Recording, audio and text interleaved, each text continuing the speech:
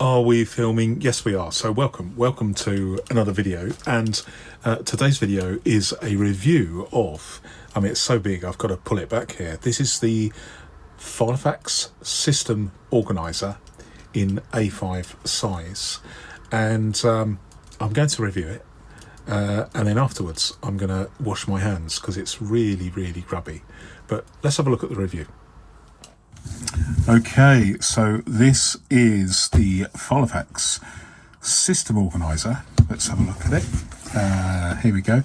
Filofax System Organiser, no less. It's in black vinyl, very, very sticky, grubby, dirty vinyl. But that's inevitable sometimes when you buy online. So I acquired this very, very cheaply, primarily because of the condition. It is in poor condition.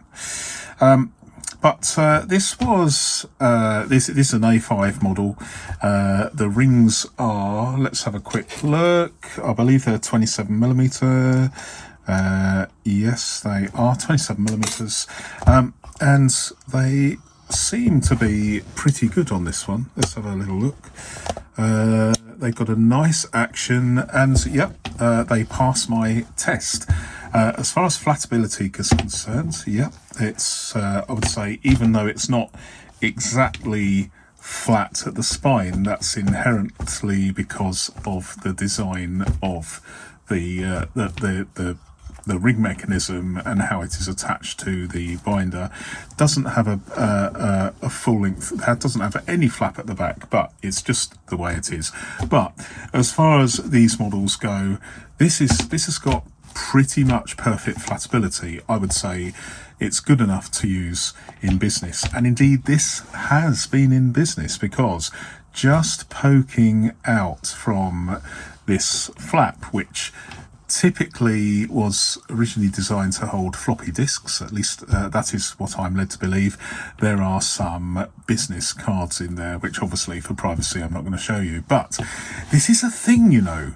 It is almost like there is an instruction, this came from eBay, an instruction to eBay sellers saying, please leave personal identification in your Filofaxes when sold, just to get the word out. You know, I'm just being a little bit facetious there, but the thing is, if you are interested in privacy, if you're selling a Filofax like this, or you're coming across one and then reselling it, for goodness sake, look in all the pockets, look in the darkest recesses of these zipped pockets, which, dear oh dear, which can be tricky. I would say always have a close look before you push your fingers in there, because there may be, I'm not saying there's going to be needles and razor blades in there, but there could be things that are sharp. So have a look first. It is slightly tricky with many of these zipped pockets, because sadly there are no gussets. So these pockets are, in my humble opinion, almost pointless, but we are where we are. So what have we got here? We've got a secretarial flap, which I really like, actually. Some card slots, a floppy disk slot if you have floppy disks, but you're obviously not going to be using it for floppy disks at the moment, but if you are, let me know in the comments. And we have two, not one but two excuse me, two. It's a little bit dusty, this one. There are two pen loops.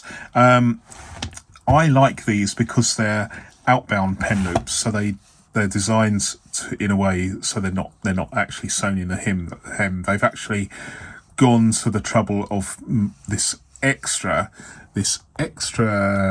procedure to enable the pen loop to be sticking outwards, well away from the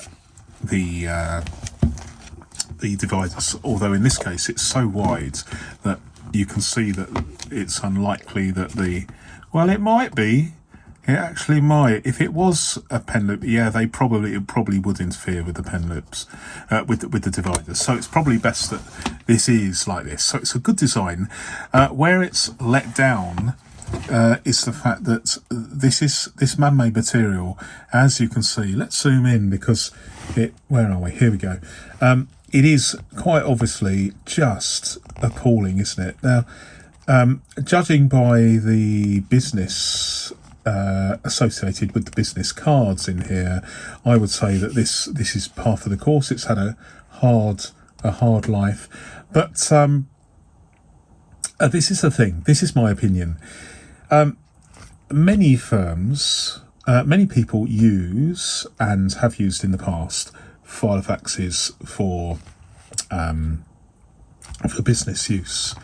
And quite often they're fairly cheap. They're made of man-made materials like this rather than leather. But what I would say, I have a question for you. Let's put a Filofax pen in there so we can see it in action, as it were. Okay. The thing is, if you were touting for business, you were in a business meeting or something, and you were using this Filofax, this particular one, this is not a good look. This is not a very good presentation.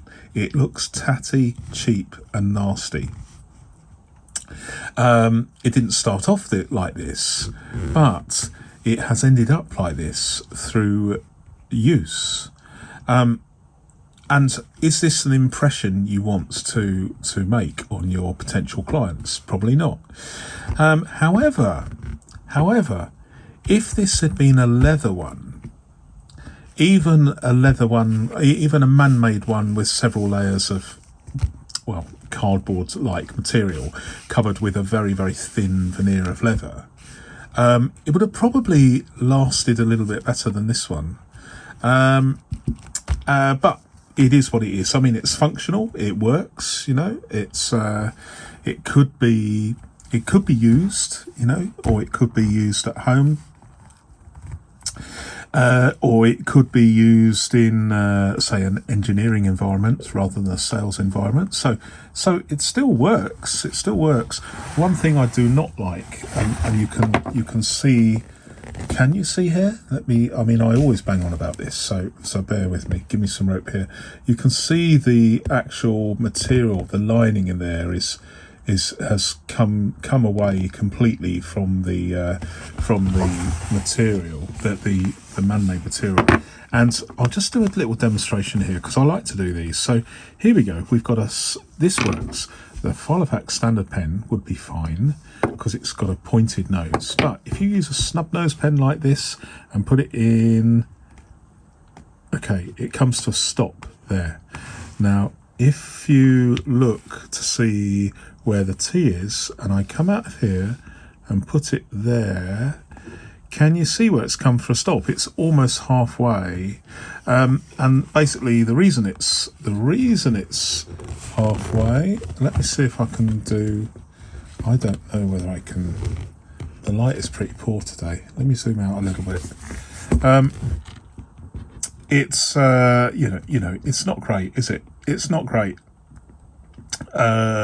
because there's that hem in there that can be dislodged or cause a ruck if you use a snub nose pen. So I don't like this at all. I think it would be a lot easier. You just have a simple piece of leather, no fold over. Foldovers are really, really bad. A simple piece of leather is really good. So the cost differential is minimal, and yet for some reason they still go for the fold over. Ugh, nasty. Anyway, so I actually think the design is pretty good for business, especially the secretarial flap. On the back page, we just have a simple slot for an A5 notepad here, which is fine, and then there's this basic clasp, and it's got plenty of life in it. I like the fact that from this era, many of the plastic popper covers are intact, whereas vintage ones made in the UK many years ago haven't fared so well. But as a working tool, look at this. You've got some really, really bad wear here. It's just it doesn't look good, does it? It doesn't look good, but it is what it is. It's a working tool. It's functional. It's got 2 pen loops. It's got the secretarial flap is useful, and it's just I would say, given I paid only a few pounds for this, I would say if you are thinking about either where to store your inserts, your diary from yesteryear, you could easily see this as a binder for storage, or it could be a working tool, around the house, the workshop, the kitchen, whatever. It's not the best, but it is a way. And this is one of the things where I really, really like Filofaxes, and that is you can buy a second-hand one in poor condition like this, literally for almost nothing. And you can then test out whether you want to switch from another size into, in this case, A5. I think that's a really, really good idea. It's so cheap, just a few pounds in this case, that it's almost disposable, and yet it functions. It functions very well. Once I've cleaned this thoroughly, and it is sticky and dirty, and you've got probably, if you analysed it, well, I'm not going to surmise as to what all this powdered stuff is, but it's probably dead skin, as we know. It is what it is, a useful thing without any pretentiousness. Just go for it. Anyway, I will leave it with you. So, what did you think of the Filofax system organiser, no less, in A5? Leave your comments below. Your comment may be featured in a future episode of the Flatability Podcast. If you're interested in more of these reviews, then there'll be some down here. And if you're interested in even more videos, then consider becoming a channel member to watch videos like the one up here. Thanks very much for watching, and until my next video, goodbye.